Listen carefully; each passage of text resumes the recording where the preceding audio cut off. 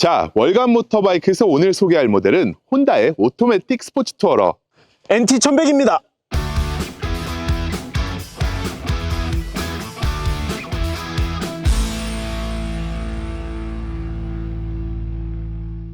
이게 딱 뭐라고 한마디로 설명하긴 좀 애매해요. 투어러긴 한데 어드벤처도 아니고 미션은 또 자동이잖아요. 혼다 스스로도 뉴 투어링이라는 새로운 장르로 정의하고 있어요. 사실 기존의 바이크 틀로 설명하기는 쉽지 않죠. 근데 하나는 확실해요. 이 바이크는 지나치게 독보적이다. 이게 핵심입니다. 제가 깜짝 놀랐던 것은 이 모델은 NT1100의 페이스리프트라고 해야 할까요? 생각보다 꽤 많은 부분이 바뀌었어요. 그런데 사실 전 모델도 나온 지 얼마 안 된 거 아닌가요? 2022년 가을 출시해서 이제 만 3년 정도 되었는데 디자인이 완전히 바뀐 거죠. 하울 일부만 조금 바꾼 게 아니라 이전 모델과 페어링이 다 달라졌어요. 어차피 유로 5 플러스에 대응해야 하니까 전체적으로 그냥 업데이트를 해버린 거죠. 자, 그럼 오늘은 제가 이 바이크를 뜯고 씹고 맛봐보도록 하겠습니다.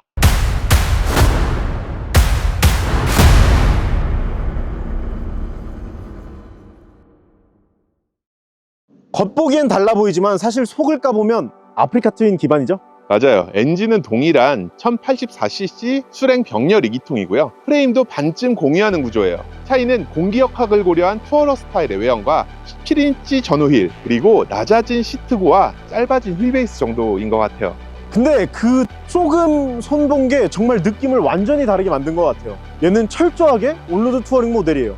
2025년 모델은 엔진도 업그레이드가 됐어요. 크랭크 샤프트, 커넥팅 로드, 피스톤 다 바뀌었죠. 압축비도 올라갔고 ECU도 새롭게 세팅됐다고 하네요. 덕분에 저회전에서의 토크가 더 좋아졌고 중속부터 고회전까지 쭉 끌고 가는 맛이 더 풍부해졌습니다. 수치상으로는 7500rpm에서 최고 출력 102마력을 동일하게 내는데 최대 토크는 5500rpm에서 112Nm로 이전보다 7Nm 향상됐습니다. 탄력을 붙이는 구간인 만큼 경쾌함을 체감할 수 있을 정도죠. 그리고 시속 10km 미만에서의 스로틀 반응성을 개선해 라이더가 더 안심하고 저속 주행을 할 수 있게 됐어요. 이전에도 충분히 잘한다고 생각했는데 마치 내 스로틀 조작을 미리 보듯 클러치를 완벽하게 제어하더라고요.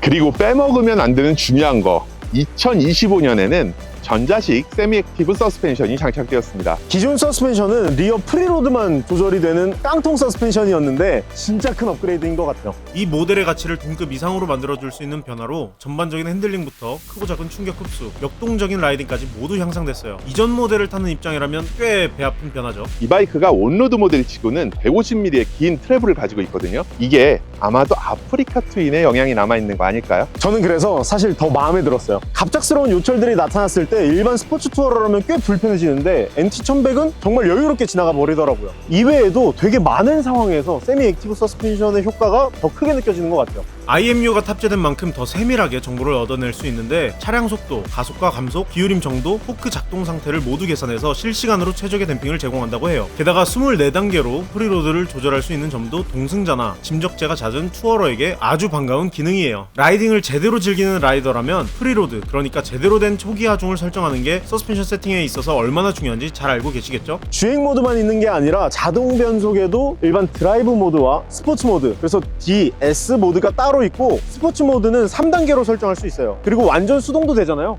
좌측 핸들바의 패들로 플러스 마이너스 버튼을 누르면 내가 원하는 타이밍에 정말 빠르게 변속할 수도 있습니다. 그게 듀얼 클러치의 장점인 것 같아요.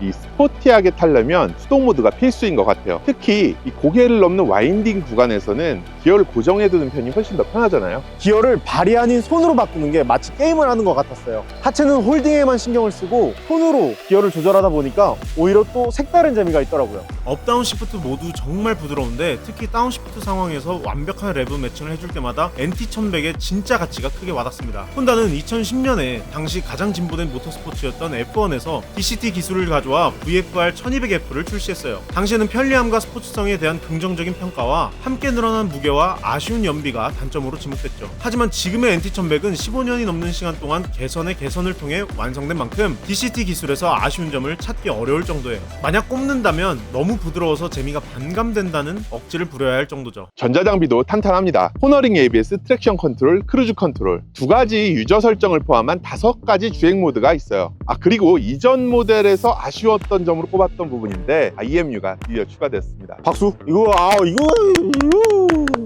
단순히 IMU가 탑재되면서 코너링 ABS를 제공한다는 게 다가 아니에요. 이는 쇼와 전자식 서스펜션과도 긴밀하게 협업하며 라이더를 더 안전하게 지켜주는데 큰 시너지를 만들어요. 저는 개인적으로 모터사이클의 전자장비가 IMU 없던 시절 그리고 IMU가 있는 시절, 이 시절이 정말 극명하게 달라지는 것 같아요. 라이더가 주행하면서 느껴지는 전자장비의 개입이 엄청 똑똑해진 느낌이죠. 이전에 IMU가 없었던 시절에는 사실 안전을 위해서 살짝 도와준다 이런 느낌은 있었지만 얘가 제대로 라이딩을 보조해준다 라고 보기에는 좀 어려웠거든요. 근데 IMU는 확실히 라이더를 보조해준다 라는 느낌이 강해지게 만들어주는 것 같습니다. IMU의 역할, 그러니까 관성 측정 장치의 역할은 기존에는 이 데이터값만 보고 얘가 어떻게 지금 상황이 이루어졌다 라는 거를 파악하는 데 불과했거든요. 근데 IMU는 차체가 어떻게 움직이고 있다는 걸 정확하게 느끼고 있는 거죠. 그렇기 때문에 모든 전자장비에 영향을 미칩니다. 아무튼 짱이다.